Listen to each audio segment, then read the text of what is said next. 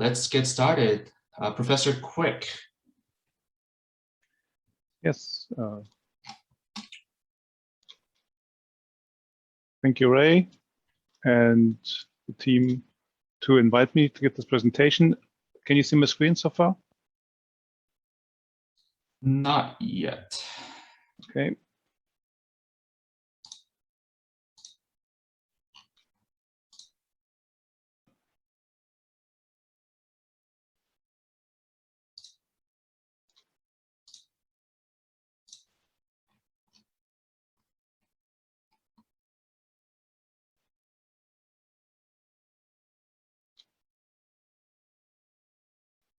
Okay, you should be able to see it now. Yes, we can definitely see it. But you still see the regular PowerPoint. It's not the presentation style. No, yeah, we can only see the PowerPoint and not the presentation yet. I have to share the other screen. Sorry, there are too many screens here.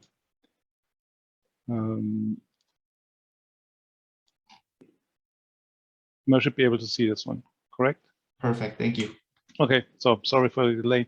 So thanks for having me and thanks for joining in.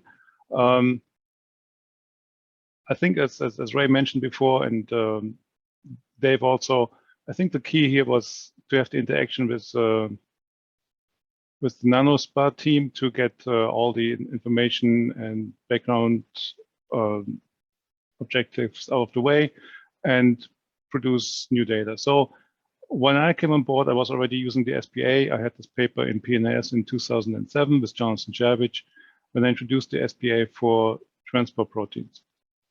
So for this reason, I'm giving a little bit of a background, what the SPA can do, why it's necessary, or why is it useful. And this is basically the point of my presentation.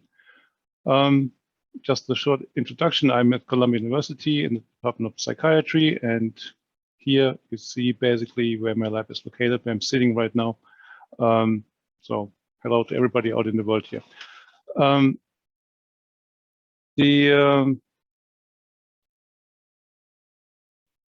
So my focus is basically on transport proteins. So the application SPA works with any kind of proteins, but for me, I'm working with transport proteins.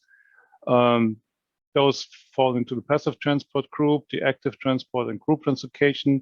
I have worked with basically all of these proteins in terms of the SPA application. My focus is mostly on secondary active transport proteins, meaning they have an energy gradient that drives the transport. In most cases I'm working with, it's the sodium gradient, sometimes proton gradient, but the principle is the same.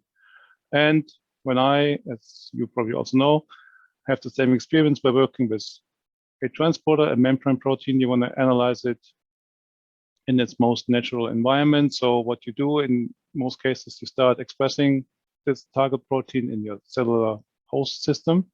Then you extract it with detergent. Methods have increased and broadened over time. It's not just only detergent, there are more technologies to extract proteins out of the membrane, and then to have a functional system to test the function of a protein, you reconstitute in liposomes.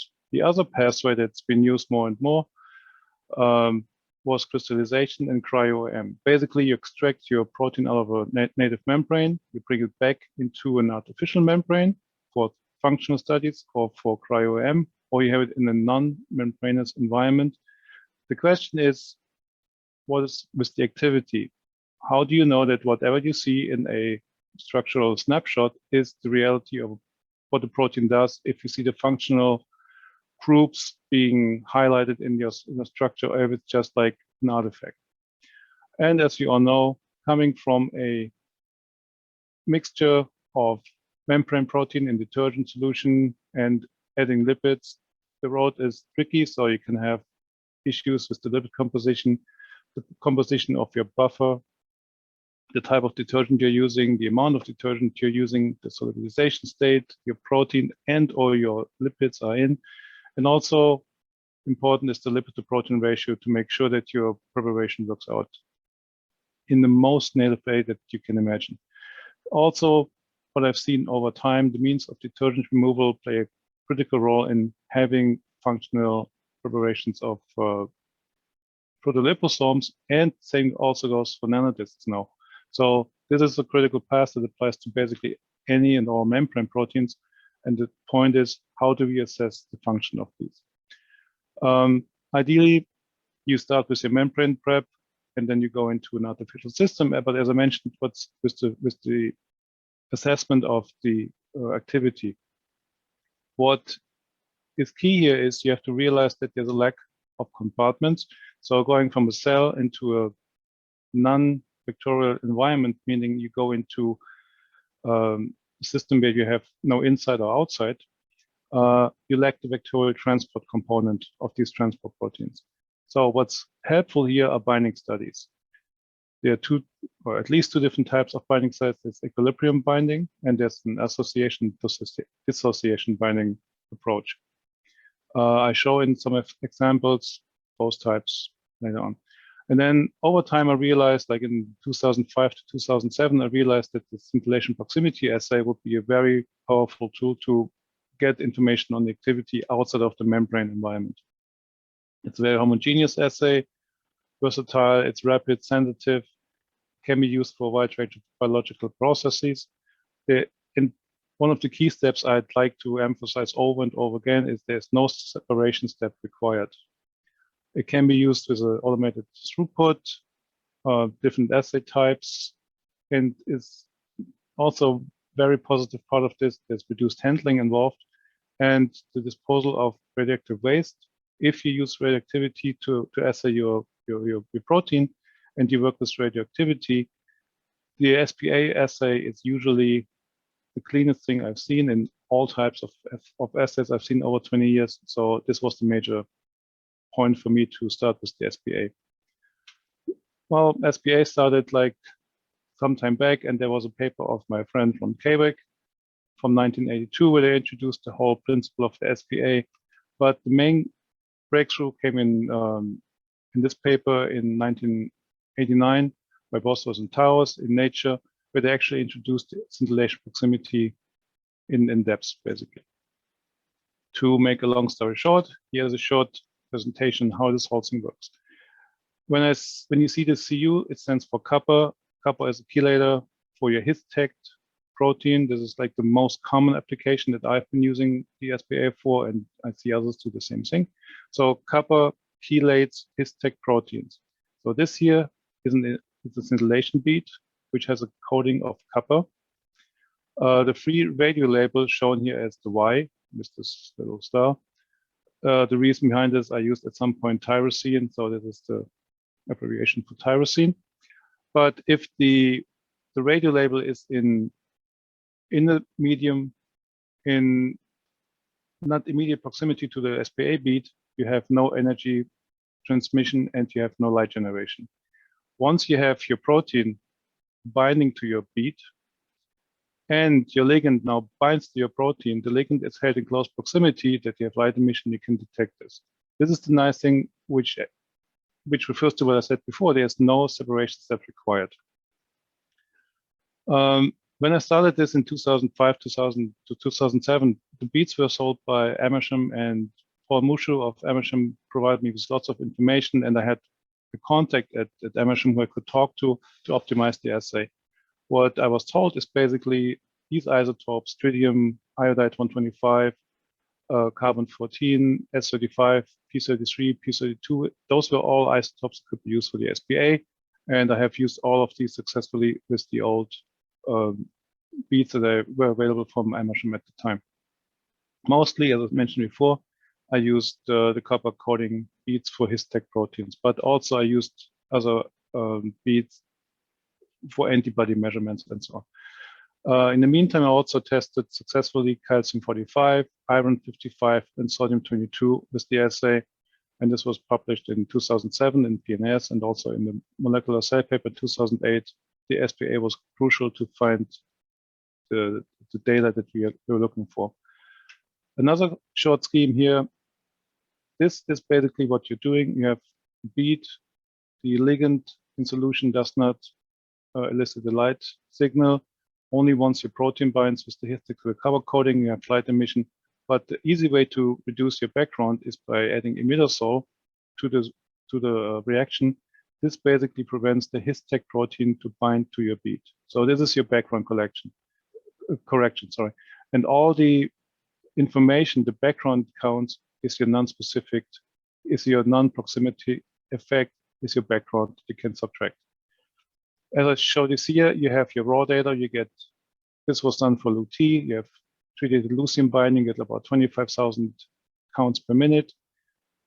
When you have protein, in the absence of imidazole, when you add imidazole, you plot this down to about 5,000 counts. So you have a significant signal to noise ratio. You can correct your data by subtracting the background signal from your total signal. This was done in different approaches, and you could easily detect by measuring a certain compound here. This is a C14 compound. You can compete it out by adding a different compound, or you can just add more of your radiolabeled compound. You have direct binding. You can determine the KD and your Bmax. As I mentioned, you can also do association and dissociation. Here, what you do is you have your protein bound to the SPA bead, and you add your hot ligand, and you measure over time the association of your ligand to the protein. You can also measure the dissociation. This is easily done by either adding a excess of cold substrate. So this shows, the red shows that you have hot leucine bound to LUT. When you add cold leucine, excess leucine replaces the bound hot leucine. Or the other way is to do a dilution experiment where you take your bound sample to the SPA beads, you spin down the beads, take out your supernatant, and replenish your solution by adding a different buffer. And this allows you to design your experiment by adding whatever you want. In this case, we started with sodium presence of leucine. Then we took out all the free leucine. We left only sodium. Then we can take out sodium, and then we can add no sodium and leucine. And this gives this kind of curve that we observe here.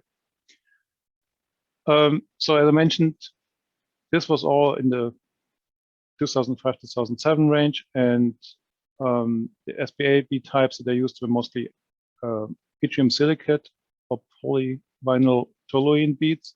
And this here is a picture of the YSI beads that I've been using there.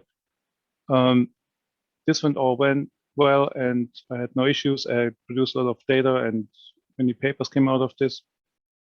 However, at some point, after Emerson sold the SPA technology to PerkinElmer, my contact I talked to was no more anymore, and I ran into problems that made no sense. So basically, in all my preparations with my membrane protein, I had 5 to 20% glycerol. All of a sudden, my counts didn't make any sense. My background went up. So I tried samples without glycerol. I used an old prep, a new prep, just to refer to old established data. And when I took out the glycerol, which usually didn't matter much, but gave a huge signal difference. Then I went on further to experiments I have never done before. I took out the protein, and I prepared the solution in different vials. One was in glass, one was in plastic, and you can see, even in the absence of protein, I see a significant signal here. When I add the protein, my signal is lower, and this is the corrected sample already. So basically, something was wrong. I tried to get an answer from the from PerkinElmer, and it was almost impossible. It was always batch variations that caused the problem. Different batches improved a little bit, but there was no consistency in terms of reproducing certain data sets. And I was almost ready to give up until the point when I got an email from Jonathan where Colleen was on, and I was introduced to a new product. And I believe that Colleen will be introducing the new hope.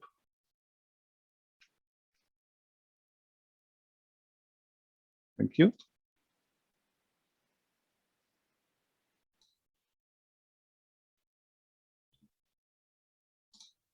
Thank you very much. Right. Colleen, while she's setting up, just a reminder that this webinar is being recorded also. If you have any questions, you can definitely send it to me at any point, and we will get to them at the end. Hi, everyone. Thank you for coming.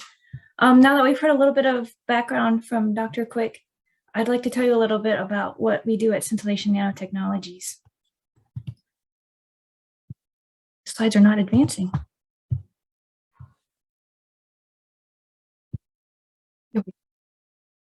So as we heard from Professor Quick, a lot of the currently available particles for scintillation proximity assays are quite large. They're between 5 and 10 microns in diameter. And so while we were working on an entirely separate project, we thought about what the advantages of decreasing that size of those particles could be and having a controlled surface chemistry.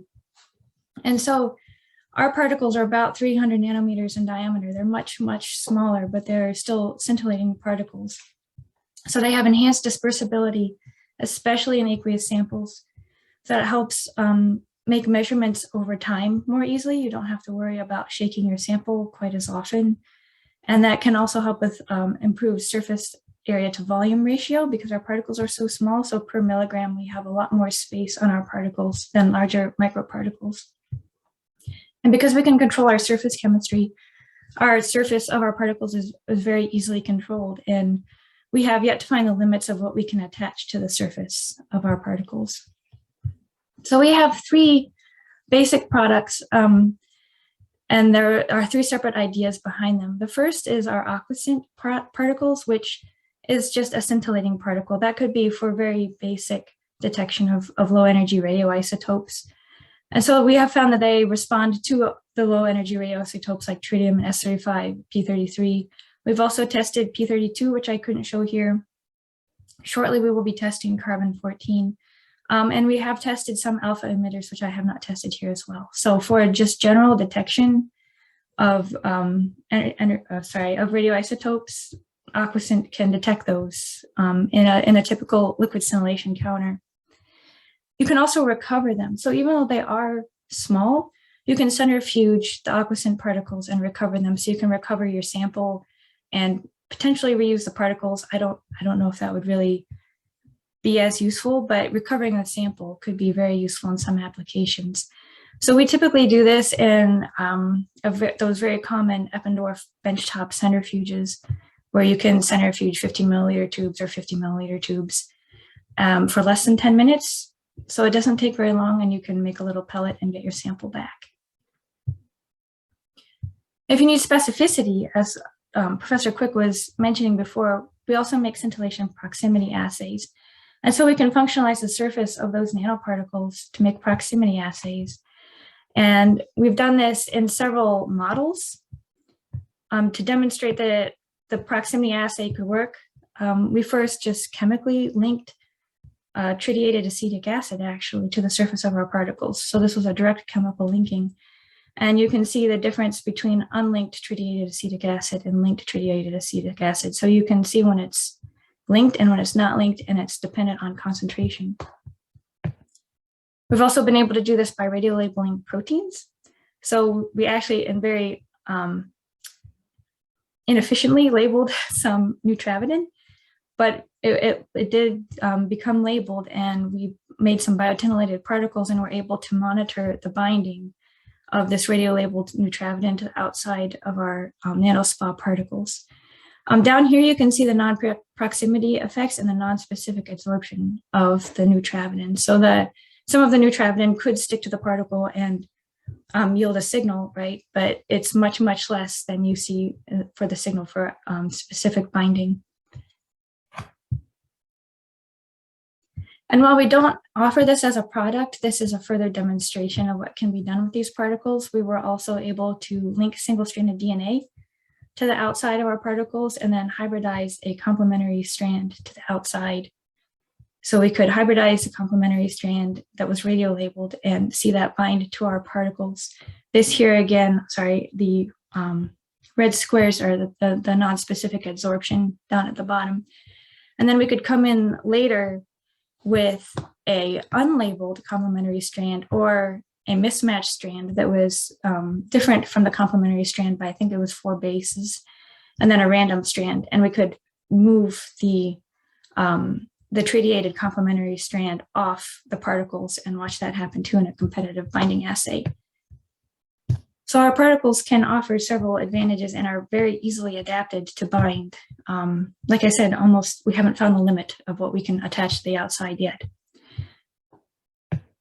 Because of that versatile surface, we can have nanoSPA for a range of applications. I showed you chemical linking, which probably most people would not be necessarily interested in doing, but for other binding assays, for example, for histag proteins, we are able to attach a nickel chelating group to the outside. So you can attach your histag protein to the outside of the nanoSPA particles and do a radioassay that way. We've been able to add streptavidin or biotin to the outside of our particles. In this example on the left, we have streptavidin functionalized particles that we then treated with tritiated biotin. And again, you can see the tritiated biotin binding the streptavidin particle. Down here is the non-specific adsorption of biotin to the particles.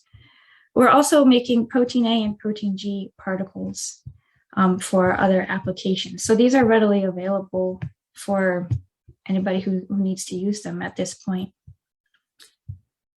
Our third branch of products is Aquascent IC for intracellular measurements. This is something that we are getting into now.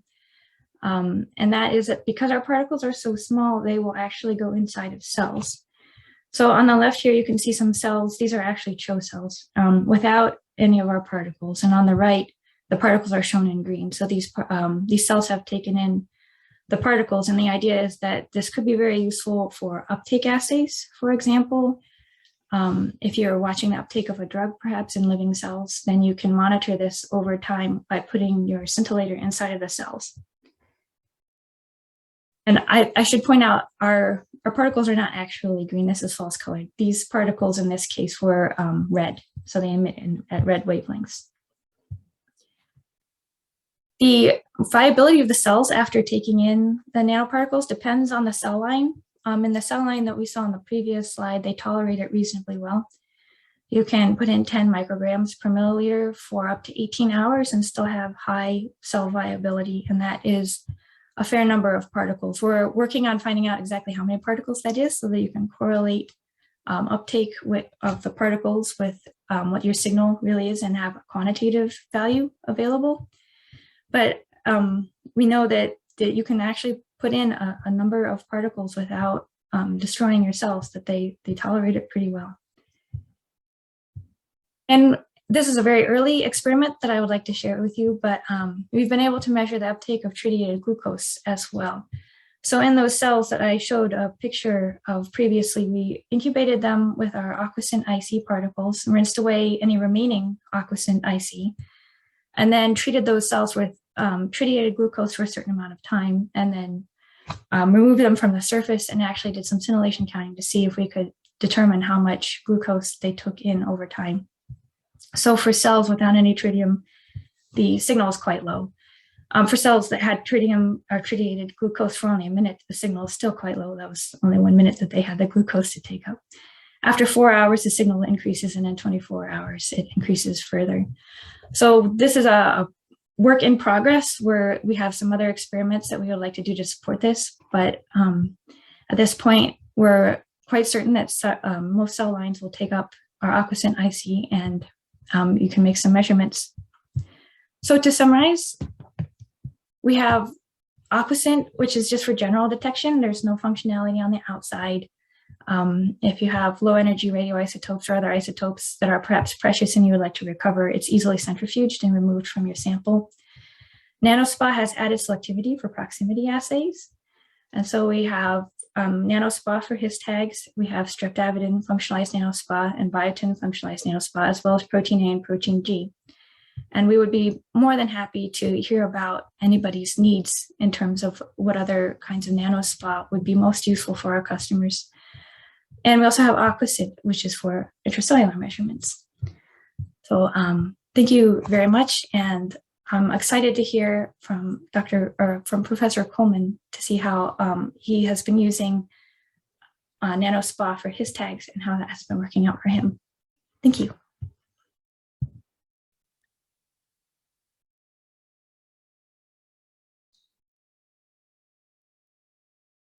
Professor Coleman, you're currently muted.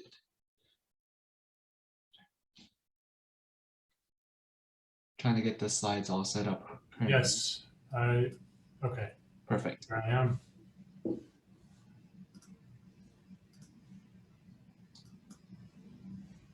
Can you see that? Yeah, we can see the PowerPoint, not the presentation view, if that. Sorry. Okay.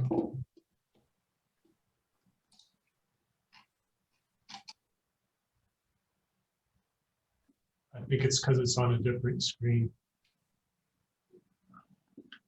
This is, I think, definitely the challenge because everyone has at least 2 to 3 screens nowadays.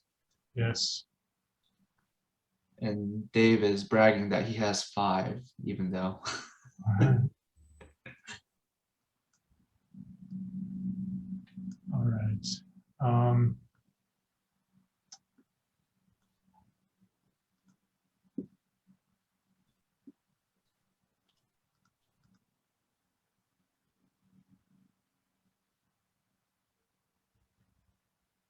Can you see that now?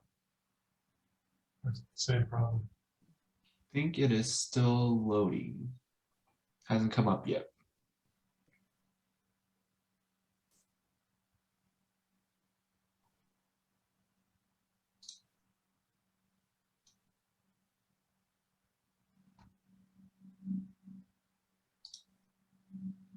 Still loading? Not yet.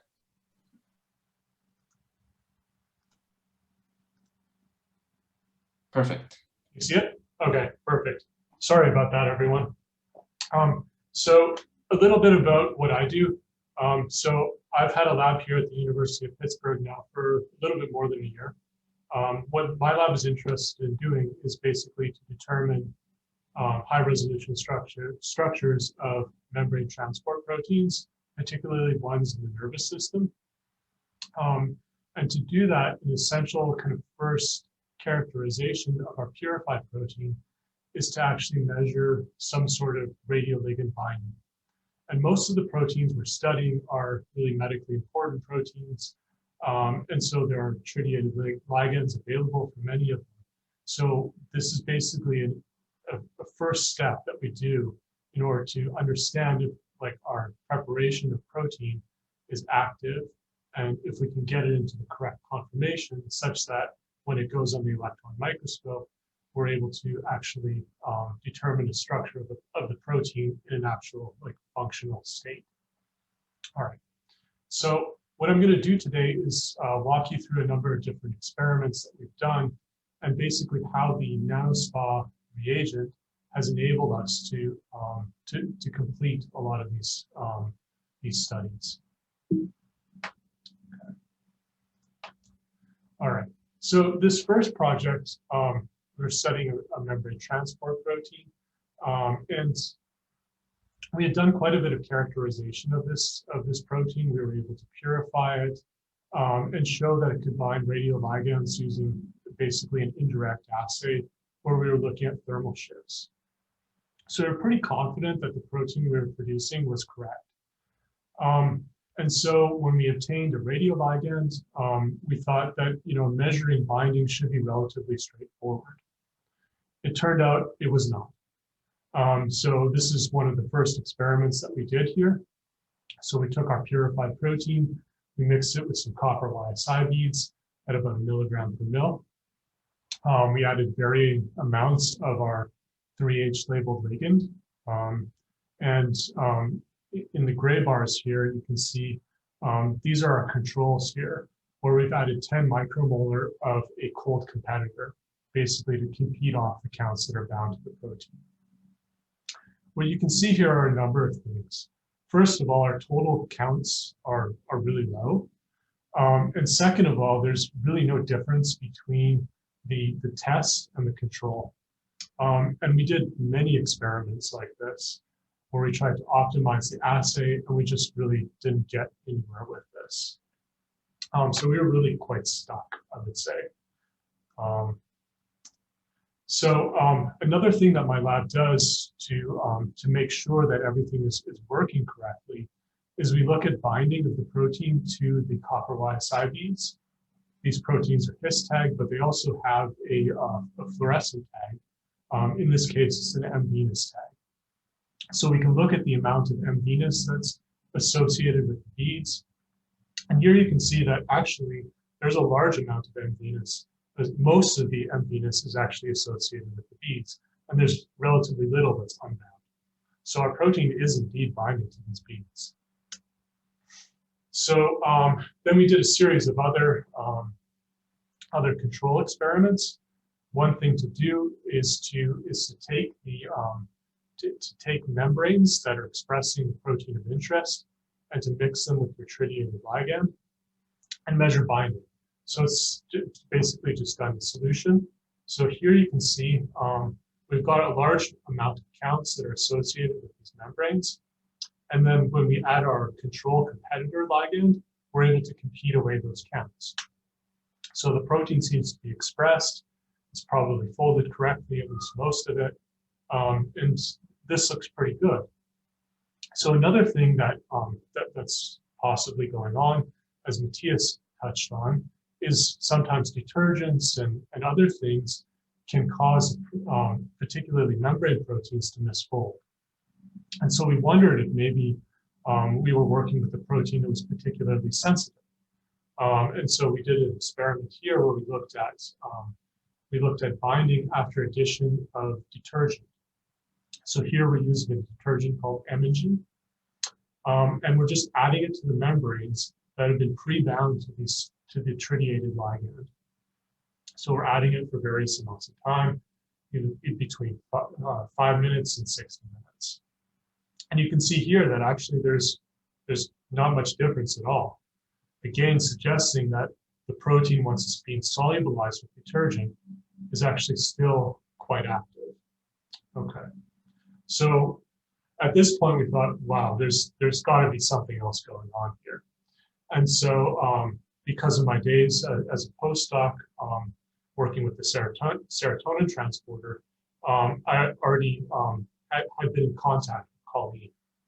And so I reached out to Colleen again and said, hey, maybe your nanoSPA particles might be helpful for basically solving this problem.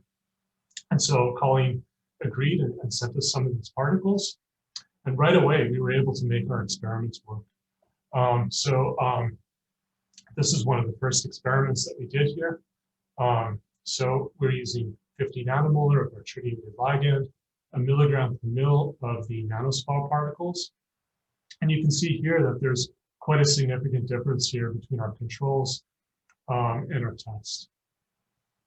It's about 200 or 300 counts or so. So we were really happy with that. And of course, we went and we optimized the assay further. And now we're very able to reproducibly measure binding for this particular protein. Of course, we also wondered what the differences were between the nanoSPA blue particles and copper YSI. So we did some head-to-head comparisons. So shown here is an experiment with nanoSPA versus copper YSI. Here you can see the copper YSI beads. The total amount of counts is substantially lower, and the amount of specific counts that are associated with the beads is also really low. You're really close to the noise here. And this just makes measurements incredibly difficult. So the nanoSPA particles have really enabled us now to make detailed measurements of our protein. So shown here is the wild type protein, and we're able to measure a KD here of about 13 nanomolar. And now we can actually make mutations in our binding site that we think is nearby some of these, nearby our drug of interest. And so here you can see that this mutant has substantially weaker affinity for this particular radioligand. Of course, you may wonder, are these problems, are they specific just to this one particular protein? Well, we think actually that the nanoSPA particles will be much better actually for a lot of other projects in the lab.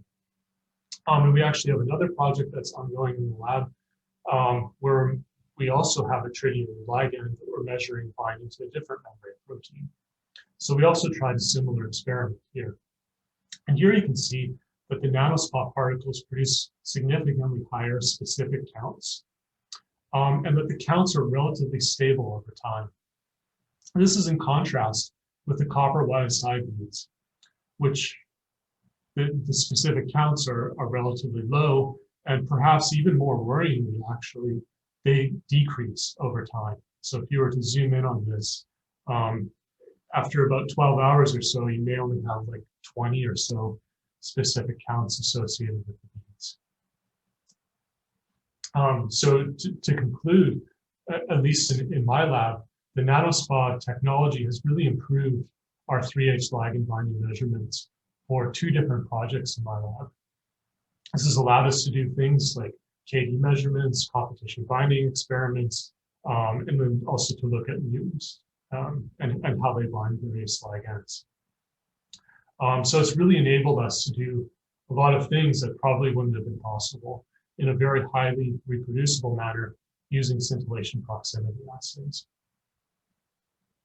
So just to thank the people who were involved. Anshu was involved. Anshu was a postdoc in my lab, and he did a lot of the measurements for the first project. Mike is a graduate student, and he's been involved in the second project. And then Katie has done a lot of the molecular biology and tissue culture work. Stop there. Perfect. Thank you very much, Professors Coleman and Quick, for that great presentation.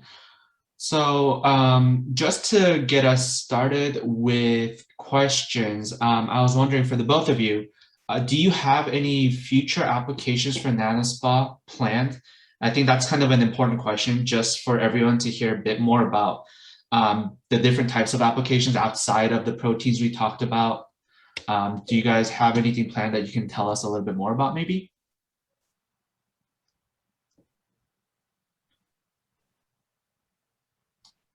Okay, so let me start here. Basically, I've been doing SPA day in, day out, and I'm basically running out of the copper YSI or PBT beads. And as soon as this comes to an end, I will switch entirely to the nanoSPA beads for all my applications. I've been tested. So my presentation was basically on the previous beads I've been using, and so far I have tested the nanoSPA beads for tritium, for C14, for sodium-22, and also for P32. And these experiments are all working very nicely. And the key that was also shown in the 2 presentations after mine is basically the background counts are much lower than I've seen with the other beads, and the signal to noise is usually much better. So I'm ready to go on all fronts. Yeah, for me, we've already switched entirely to the nanoSPA particles. They're just so much more superior, I feel, than the copper YSI material. I'm very interested and excited to try the Aquasynth IC as well. We do a lot of transport experiments in my lab, so I think that's a very interesting idea. Perfect, thank you. And I think that kind of brings up an interesting point about intracellular experiments as well, just because I don't think not a lot of people have been able to think about experiments being done directly intracellularly. Does anyone else have questions that you might want to ask Professors Quick and Coleman? Even anyone from our group, if you can just. So I guess I have a simple question, maybe not simple, but you guys can decide. Projecting outward. So we've seen a lot about protein binding experiments, and we've talked briefly, or at least Jonathan briefly mentioned doing some intracellular transport studies. What other areas do you project SPA technologies or potentially intracellular measurements in living cells, which is the real key here, to be useful for going forward?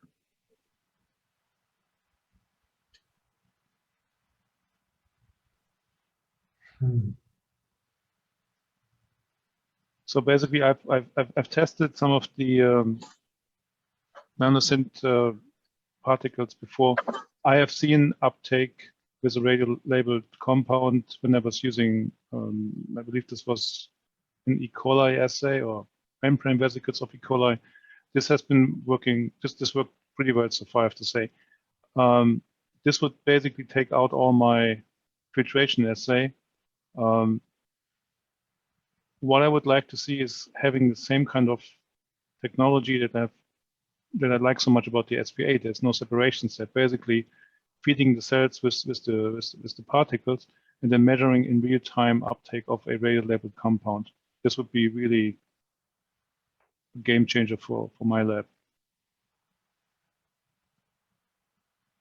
I guess for me, I would love to load liposomes with these particles.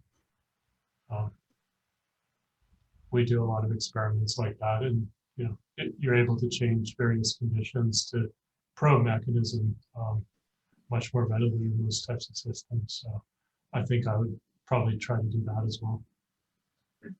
So one of what we think is an advantage of these particles is that we can make them in different colors, which means we can make them multiplexed. So for example, you could have a his tag functionalized blue particle and an avidin functionalized red particle to enable you to do different binding in the same solutions. Do you see applications for that in your individual research or advantages for that moving forward?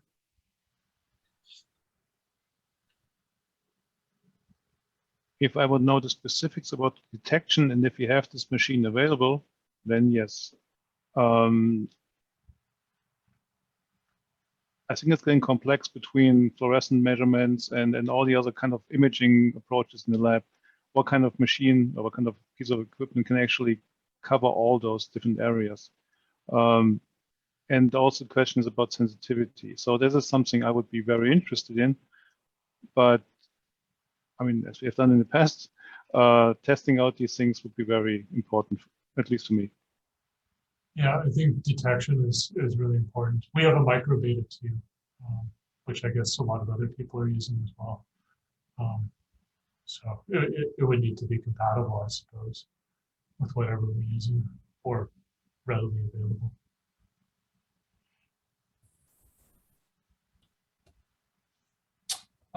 Hi, I've thoroughly enjoyed the presentation to this point, and we did some very preliminary work with Colleen a while back, looking at uptake into cells, and the potential of this technology is I think, as Matthias says, game changing.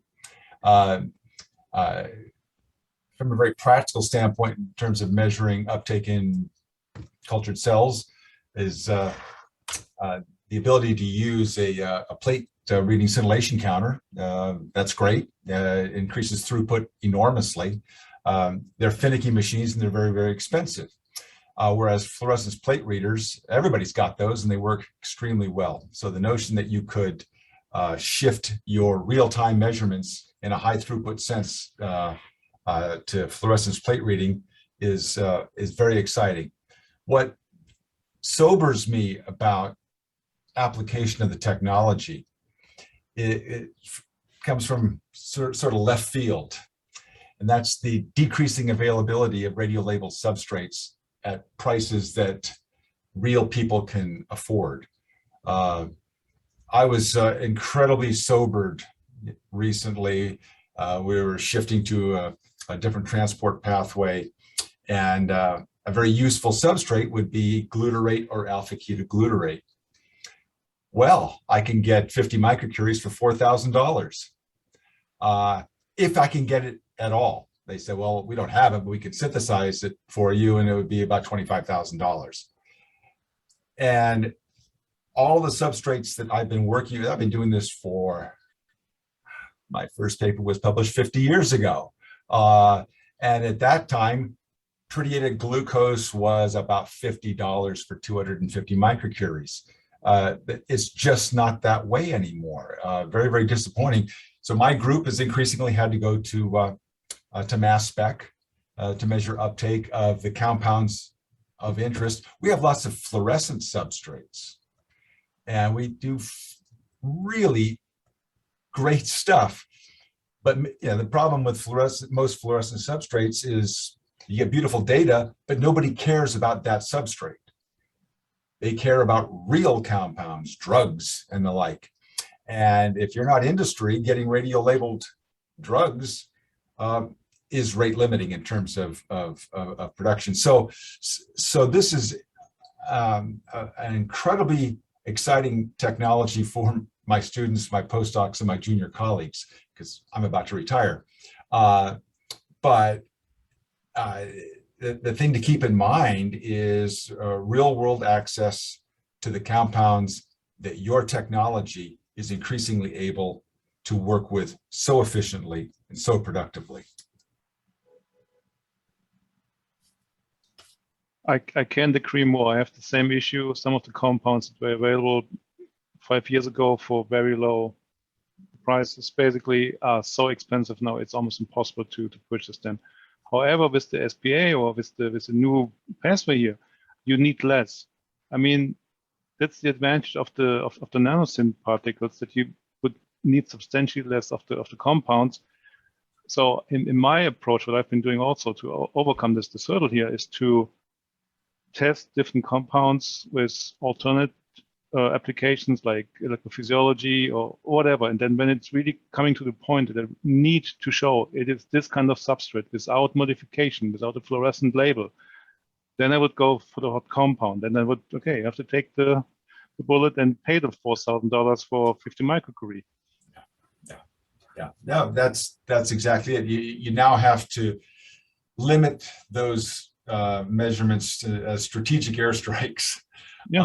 After if you're lucky enough to have another way of assaying, and then you get to the point where you can do this. But yeah, it has been sobering. But I've been riveted to the results that I've been seeing here. It's fabulous. You know, it's interesting you guys mentioned that aspect of your research. When we first took this to a couple of pharmaceutical company labs, one of their very first questions was, can we use your product to monitor reactions making radioactive labeled compounds? Yeah. Right. So even in the big pharma companies that I get into and we all get into, they're looking for ways around the high cost of radio label compounds, and a lot of the companies are making their own for testing. But it was interesting to hear your side of that story, because that isn't what they shared with me. They just wanted to know, can we use the products to monitor reactions? Well, and that's potentially one of the very useful things of the AquaScent line compared to Scintillation Cocktail as well, is once you put something in Scintillation Cocktail, you're generally not going to get it back and be able to use it again. Whereas with the AquaScent particles that are used just for typical kind of commonplace scintillation counting, the counts that one would get would be lower, but one can recover the material that's in solution with a simple benchtop centrifuge in doing so. So that can help to alleviate some of it doesn't alleviate the availability of the material, but it helps to make it go further.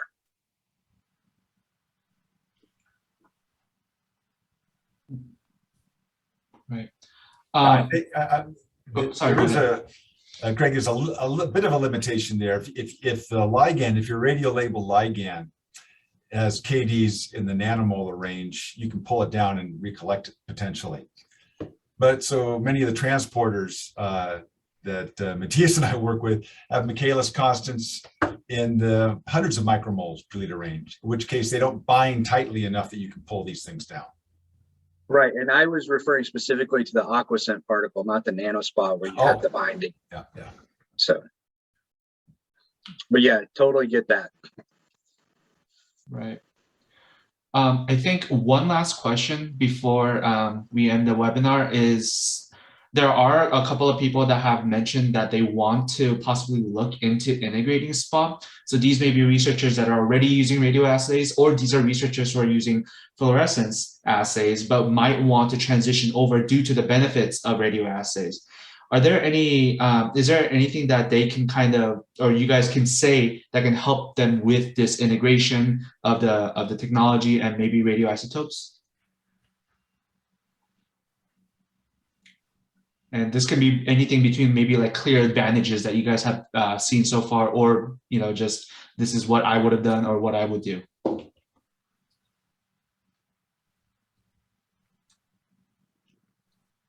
I think, and especially in a university setting, the work that needs to be done in order to make the switch is not as bad as it seems on the outside.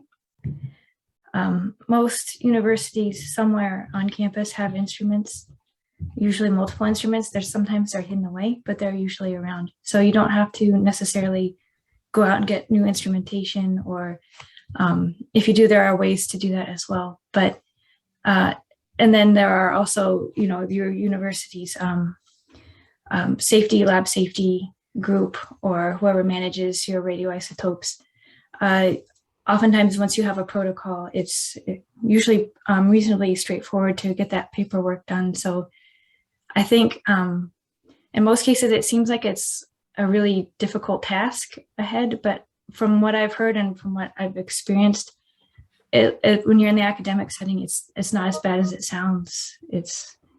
And then once you're trained, using the material is pretty straightforward, and we can always provide protocols as well. We'd be more than happy to work with anyone who is thinking about making a switch to develop protocols that work for you. And I would point out that fluorescence measurements are very sensitive. They're very broadly applicable, but radioisotope measurements are much more sensitive because of the signal to background issues. And so you can get a much lower measurement limit or detection limit with the radioisotopes than you can with the fluorescence as a general rule. And if that matters for your assay, and it does for many people, then that's the way to go. Not to mention the size limitations, as Steve was talking about, with the model compounds or the fluorescently labeled compounds being slightly different than the parent.